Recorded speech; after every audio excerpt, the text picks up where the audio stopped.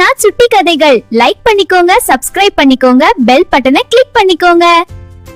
பேராசை பெருநஷ்டம். ஒரு அழகான கிராமத்தில் கீதாவும் ராதாவும் நல்ல தோழிகளாக இருந்தார்கள். கீதா நல்ல பண்பானவள், ராதாவோ சற்று பேராசை கொண்டவள்.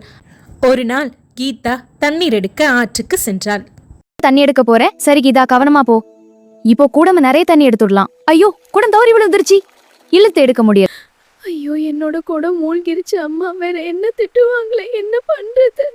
அப்பொழுது திடீரென ஒரு தேவதை தோன்றியது. கீதா தேவதையை பார்த்து வியந்தாள். கீதா, இது உன்னோட குடம் தானே? இது என்னுடைய குடம் அல்ல. தேவதை வெள்ளி குடத்தை எடுத்து வந்து காட்டுகிறது.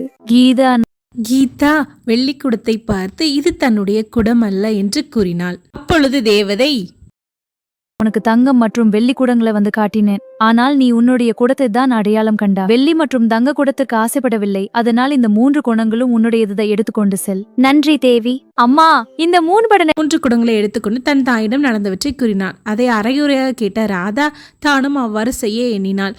ஆற்றங்கரைக்கு குடத்தை எடுத்துக்கொண்டு போன ராதா வேண்டுமென்றே குடத்தை மூழ்கடித்தாள். பிறகு தன் குடம் பறிப்போய் விட்டது என கதறி கதறி அழுதாள். அதை கேட்டு தேவதை ஒன்று வந்தது. தேவதை முதலில் தங்க குடத்தை எடுத்து வந்து ராதாவிடம் காட்டியது. ராதா ஆம், என்னுடைய குடம்தான் என்று கூறினாள். பிறகு வெள்ளி குடத்தை எடுத்து வந்து காட்டியது. அதுவும் தன்னுடையதான் என்று கூறினாள். பிறகு தேவதை கூறியது, தேவதை மிகவும் பேராசை பிடித்தவள். அதனால் உனக்கு 3 குடங்களும் கிடையாது. நீ என்னென்ன பொய் கூறினாய். பேராசை பெருநஷ்டம் என எனக்குள் கூறிக்கொண்டாள்.